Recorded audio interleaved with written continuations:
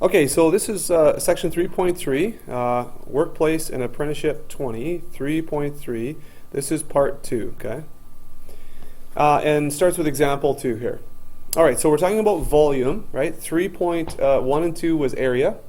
3.3 now is volume. So we talked about the difference between area and volume. Area is sort of the amount of material that would be required to make a certain thing, like, right, all the sides, areas of the sides all added up. That's surface area. The volume would be how much space this thing takes up. And the capacity would be how much stuff could we put inside if this was hollow. That's kind of how you can do that. So a rectangular prism has a square base with sides lengths 7. So we're gonna start to draw something like this. Square base, right? And the side lengths are 7. The volume is 392. Oh, that's interesting. Volume is 392 centimeters cubed. Now, what we're looking for is the height. Ooh, we don't know if it's this high, right? To make this much volume, or if it's this high, you know, to make that much volume. We don't really know. But what we do know is that we have the length and the width, but we don't have the height. And we have everything else. So this is a case where you're going to have to fill in all of your values, and it's important to write down what you're given. Length is 7, width is 7, height is unknown. This is what I like to do. Put a little question mark there, and then write out the volume to 392 like we did, okay? So if you look at this solved solution right here, okay, then, and everybody, can you guys all watch here? Can you guys watch this, please? Just make sure we're on the same page. I see some of you working on some other stuff. Don't work on any other assignments. Don't work ahead. Don't catch up on stuff that you've already done. I need you to be with me right here, okay? This is very, very important. So if we're given the volume, we're given the length, and we're given the width, and the height is what we don't have, that means we have to solve for this variable. And solving for a variable is not something that we've done a lot of lately. So we need to remember how to do that, okay? If you have this line right here, and you're trying to solve for h, and you know that h is being multiplied by 7 times 7, you can simplify this 7 times 7 and write 49h. To get h all by itself, you have to do opposite operations, okay? Opposite operations include the opposite of what's happening to the h. Right now, the h is being multiplied by 49. Everyone see that? Being multiplied? So the opposite operation would be to divide this term by 49. And you would divide both sides by 49 to get h all by itself. Okay? So solving for variables is something that is a pretty important skill. And so I want to just kind of go over, let's just do a couple examples. Okay? And these are just going to be random examples. Okay? Let's do something like this. So write these out. P equals 5 pi r squared. Okay? And over here, let's do m equals ab over t. Okay? And then let's do one more down here. Let's do q equals cd minus 5. Okay, we'll do those 3. Now, I'm actually gonna leave this first one. We're not gonna do this one first. We're gonna do the middle one first. Okay. So let's say we want to solve for a. Solve for a. Okay. So that means we want to get a all by itself. You see that? So we have a is being multiplied by b, and a is also being divided by t. So to get a all by itself means we got to get rid of b and we got to get rid of t. And we got to get rid of them to the other side. So it's usually a good idea to start with the one that's being divided first. And what's the opposite of division? Okay, so multiplication is correct. So we're going to multiply both sides by t. So because it's an equation, what you do to one side, you have to do to the other side. All right? And so we have t times m equals, the t's now cancel out on this side. You see that? and we have A times B. So that's the first step of kind of getting rid of the t. Now we're almost done. We need to get A by itself, so what do we need to do here? Well, not divide by... We want to get A by itself, so we need to get rid of the B. It's being multiplied by B, so we divide by B. Yeah, divide by B. And when we do that, you see on the right side, the B's cancel out. And so you have A equals, and you can just rewrite this just as it is there. T times M over B. That's how you solve for A. So we're going to need to do stuff like this in this section. Okay, let's go to the Q one down here. And let's solve for C. Okay, solve for C. Now the question here is, do I get rid of the D first or this subtracted by 5 part? Yes, the answer is you always do the addition and subtraction stuff first. Very good. So what's the opposite of subtraction? Addition. So we're going to add 5.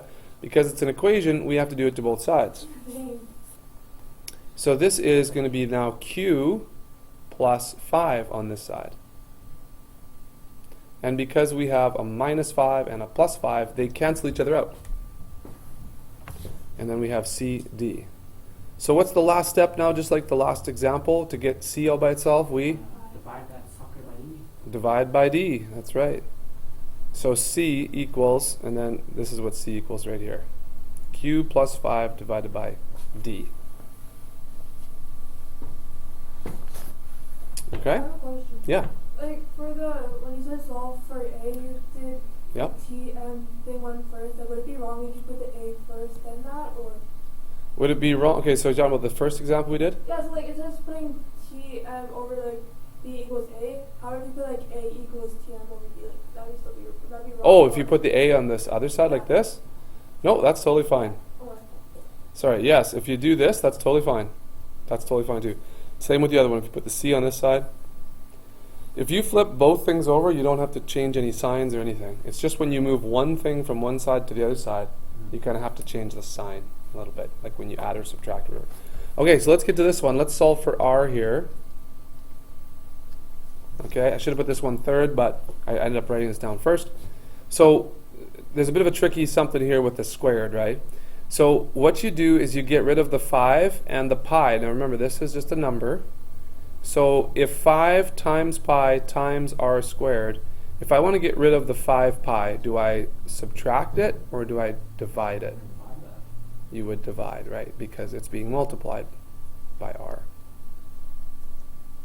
Okay, so that's great. The 5 pi cancels out, or divides out, really, with that one. We're left with r squared over here. Okay. This is going to look a little silly, but how do I get rid of the squared? Yeah, the opposite of squaring something is taking the square root. That's awesome. So we'll take the square root of both sides, and this is what the square root sign looks like. And so we could just leave it like this. P, the square root of p over 5 pi equals r. And that will be good. Okay. Now, for most questions you'll do this will be fine. Technically you might see this a positive or negative. Now that's technical. When you do take the square root of something, you should put a plus or minus in front, but we won't have to worry about that. I think we're just dealing with the positive ones if this ever comes up. Okay, only positive. So any questions about those 3 examples? Okay, you should be able to do that on your own now. Okay, so when that comes up, so let's get back to our other page there, which was, this is the one. Yeah, this is the one, right? Okay, so we know how to solve for h. So let's do these 2 questions right here. Let's see if we can do these ones. So it says a rectangular prism has a base of 5.2 by 7.8. So I like to draw these things out. 5.2 there, 7.8 there. The volume is 142. So a good idea to write out the volume, 142. And that's meters cubed, of course. What is the height? Okay, so it's a prism. We don't know what this height is, but we know there's some kind of height to make a volume, right? So what you do is you could just, if on your diagram, just put a little question mark there. Or, say the length is 5.2, the width is the other one, the height is unknown. Don't underestimate all of this sort of preparatory work, okay? Writing out what L equals and what W equals, drawing a diagram. This is all very important. It helps you to visualize and helps you to get these answers correct. Because sometimes you kind of get mixed up and say, oh, do I multiply or divide here? I don't really know. Or what was the number again? Did I use this already? Is this height? So if you have it all written down, all separate in a diagram, it's much, much easier. Okay, so we know that volume of this shape is length times width times height. And you should write out the formula too so that you know exactly what to do with your givens. So check this out. We're given the volume. So that number is going to go in place of this right here, 142. We're given the length, 5.2. So that one is going to go here, 5.2. We're given the width, 7.8. So that's going to go there. And the height is unknown, so we'll just leave h as the height there. Okay? So does everyone understand why I did what I did there? Filling the values in? Okay, we good? Okay, so now what we got to do is solve for h. All right, so if we look back to our example, they did this multiplication first, which I think is great. So write out everything else. It'll take you a second and a half to write out the other things. So what's 5.2 times 7.8? Let's see. 5.2 times 7.8 is 40.56. Good. And that's 40.56 times h. So to get h by itself, I divide what? Do I divide by h? 40.56. Okay, so I want to get h by itself, right? So I need to divide whatever it's multiplied by. So because it's an equation, I have to do the same thing to both sides. So I divide by 40.56, okay? And then once we do that, those numbers cancel right out, and I get h equals 142 divided by 40.56. 3.5. So the height is 3.5. Now, before I circle that, you should get into the habit of checking things now. Okay? So here's the check. If everything works out, we're going to have the volume of 142 should be 5.2 times 7.8 times 3.5. See that? Now those two sides should be equal if we've done everything right.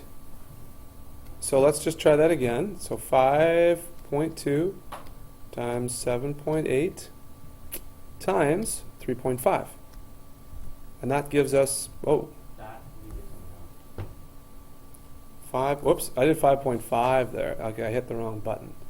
So I have a shortcut here, so let's go back and make that, what is it, a 2? Yeah. 5.2, 7.8, 3.5, awesome. Oh, You you know what? They rounded, didn't they? And we rounded down when we got this number. So that's pretty close. That's close enough because we rounded this 3.5 number, didn't we? So that checks out. That is close enough that that's going to totally check out. Okay? So then you would go back and you would circle this value that you determined. Yes? When we put we saw meters and Oh, yes, thank you. Yes, you're absolutely right. We totally did forget that. So this is a height, so it deserves a unit. Everything deserves a unit, right? So what is the unit here? Is it meters cubed because we're talking about volume? Well, this is just a distance, right?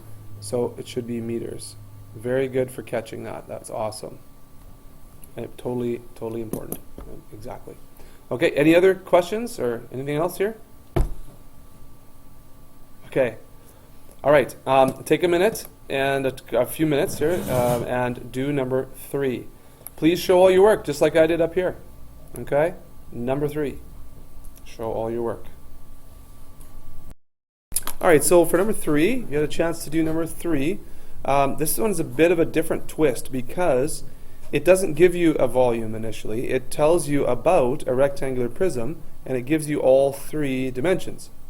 It says a second prism has a base that has these two dimensions, and then it just words it a bit differently. Approximately what must be its height if it has the same volume as the first prism? So you have to find the volume of the first prism, and that's what we did over here. 18, length times width times height, and you get 6,912. So now 6,912 should be equal to the volume of the second one. We know 14 and we know 20, but we don't know the height. Solve for h, and you should have the height being 24.69, and we'll remember, whoops, that's supposed to be centimeters, my bad. Should be centimeters there. Make sure we have the units. Okay? Any questions about that now? Did you get that? Mm-hmm. Yeah? Okay. All right. Oh, there's a 4. Yep. There is a 4. But we're going to save that one. We're going to do example 3 so we can kind of move on, so you can have you'll have a few questions to do at the end. So let's take a look at example 3 together. So here it is.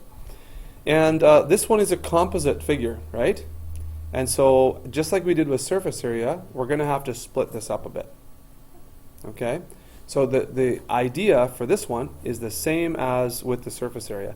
So calculate the volume and capacity, and remember when they say that, the volume will be in cubic units. So this one is going to be in centimeters cubed, and this one should be in liters. Like, Yeah, just liters. And we know that there's 1,000 centimeters cubed in 1 liter. So remember from the other day, when we have centimeters cubed, we just divide by 1,000 to get liters. Okay. All right, so if we take, and I'm going to zoom in just a bit on this one, I guess, as well. So give me a second here. So we're going to have to split this up, just like we did before. And so let's see here. I like to just drop this side down, and then we'll drop this other side down as well. And so it kind of it'll maybe look like this. Now if you do that, you can kind of see that we have two prisms. One is maybe a little taller than the other, right? So let's see if we can find the volume of prism 1 and the volume of prism 2. Okay? So let's just see here. Do I have everything I need for the dimensions for volume 1? I don't know. This is 9.4 here, from there to there, because that's what this is. What else do I have? Oh, I have this side here, and let me just draw the rest of this in the background, right? So I also have 6.6 is over here. That's this side. So I have the dimensions of the base of this one. What about the height? Do I have the height? well, yeah, no, but you find it out. I could find it out. How could I find it out? How could I find the height from here to here? Yeah, Caleb. Oh, you can add 4.2 and 7.5. Right on. 4.2 here and 7.5 here. Okay? So what's 4.2 plus 7.5? We probably could do that in our head, guys. Wait, stop. Let's do that in our head. Let's add the whole numbers. 7 and 4 is what? 12. 11. 7 and 4 is 11. What's 2 and 5? 7. 8. 9.2. 7. Oh my God. Okay, so 4 and 7 is 11. 2 and 5 is 7. So that's 11.7. Okay? You think we're- This is good to, okay, you can use your calculator for this stuff, but it's good to try and do some of the simpler stuff, yeah? You were kidding. Yeah, I knew it Okay. wasn't Oh, okay. Thanks for kidding. That's good. Good time for a joke. Okay, so now we have all three dimensions of this volume 1. Let's do it. Volume 1 equals 6.6 times, okay, show your work, guys. Write this down. There we go. I know this is an example, but, wow, do they have, yeah, I guess they have it here, but let's do this together. We have some space to do it together. Okay? And then we'll check to see if we're right with the solved answer. So, does that look good? The area of the base times the height? 6.6 times 9.4 times 11.7.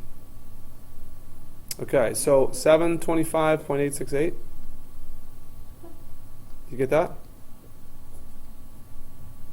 Did you guys get that? 6.6 times 9.4 times 11.7. Yeah? Okay. That's right. Okay, so volume 2 then. Volume 2, okay. So we're going to do length times width times height again. And I guess we have this 6.6. That's great. Okay. What about this one though? I don't know. Do I know this one?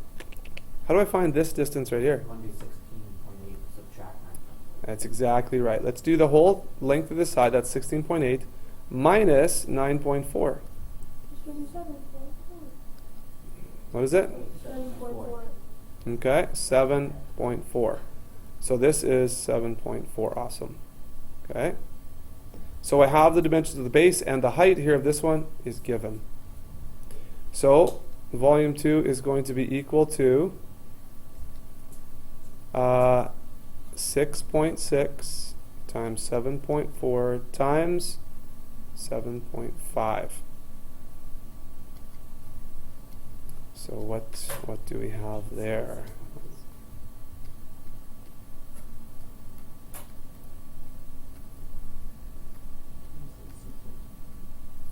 You get this one? 366.3? Yeah. Okay, awesome. So this is going to be in centimeters cubed, both of these volumes, right? Because we've multiplied centimeters 3 times. Centimeter times centimeter times centimeter. That's why we get centimeters cubed. So we add those two up, we get 725.868 plus our 366, we get 1092.17. 1092.9 or 17. That's going to be centimeters cubed. So that's the volume. And we also want capacity, I guess. So the capacity is what? 1.1 liters. Okay, we are going to divide this by 1,000.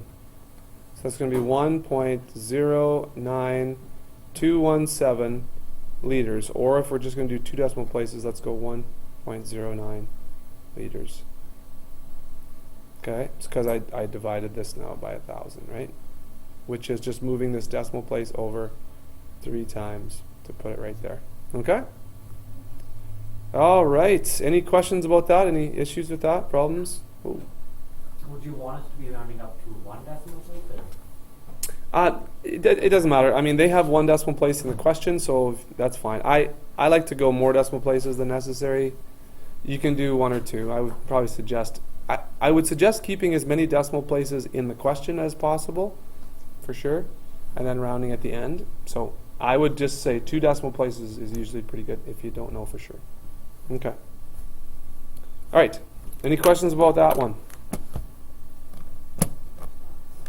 All right. So we have, let's see, did we get that? Yeah, that lines up pretty good there.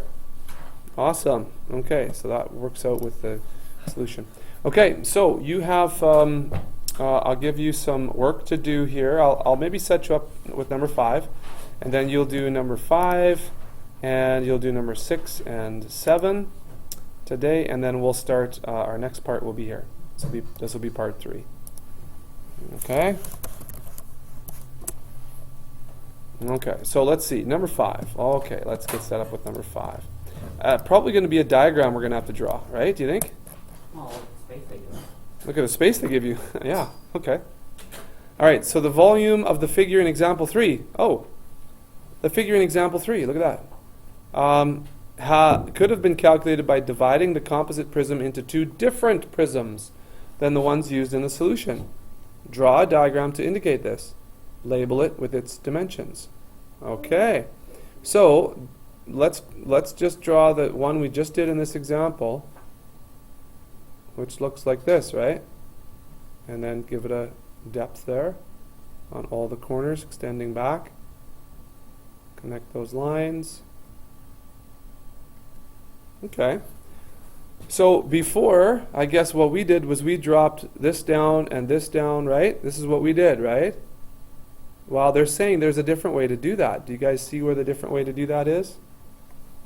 Couldn't you just like cut it across? You could cut it across. Very good. So let's do that. Cut it across like this. Then this one goes over like that. That's right. That's another way we could do that. So your job is to label the dimensions. So what's the, you know, the width of this side? What are all these dimensions? Sometimes they'll be given, and sometimes you'll have to do some figuring.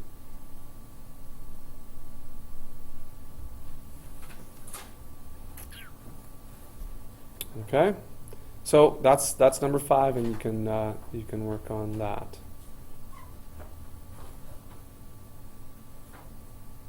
And then I'll give you a minute to finish that, and then I'll probably set up B with you as well, because you might have some trouble with B as well. Okay, so go ahead and finish that. Put all the dimensions on there. Okay, so there's the values of the only pieces that you need, and if there's any work to be shown, you'd show it over here. So you'd show your subtractions or your whatever. Okay, so now B is a little bit different. B says the volume could have been calculated by subtraction. Now draw a diagram to indicate how you could do this. Label the diagram with its dimensions. All right, so what we did was we took, you know, this diagram right here, and we split it up into 2 parts, and we added this part with this part. Do you see how we could subtract something to get this volume? Subtract something. So I am going to, let's see, which, let me just copy that original one. Looks kind of weird. Okay. Okay, give me a second. I'll just do this one. Okay, so I'll take this, we'll clip it out, we'll put it in the next page here. Oh, it didn't like that. Oh, it doesn't like going. Okay, fine. I'll have to do it down here because it doesn't like going. Yeah, I could. Yeah, you're right. I could probably insert it. Doesn't matter. I don't need to. We just work it down here. That's fine. Okay, so here's the shape, right? Here's the shape. Do you see how there could be a subtraction here? It looks fairly obvious, doesn't it? That it looks like there's a chunk that's cut out. So what they're asking you is, how could you use subtraction? So volume 1 minus volume 2. How could we do that? And if you look and see if it looks like there's a bit of a chunk that's taken out of this, right? Like that chunk right here. Anybody see that? So what we'd want to do is take the big volume, right? And we want to subtract the little volume from the corner. You see that? And that would be sort of this one right here that comes out from the corner. Everybody see that? So, show how you would do that. The question actually says, draw a diagram, like I started for you down there, and indicate how you could do this. So show your work to get the same volume that you got in the other question. So what is the volume here?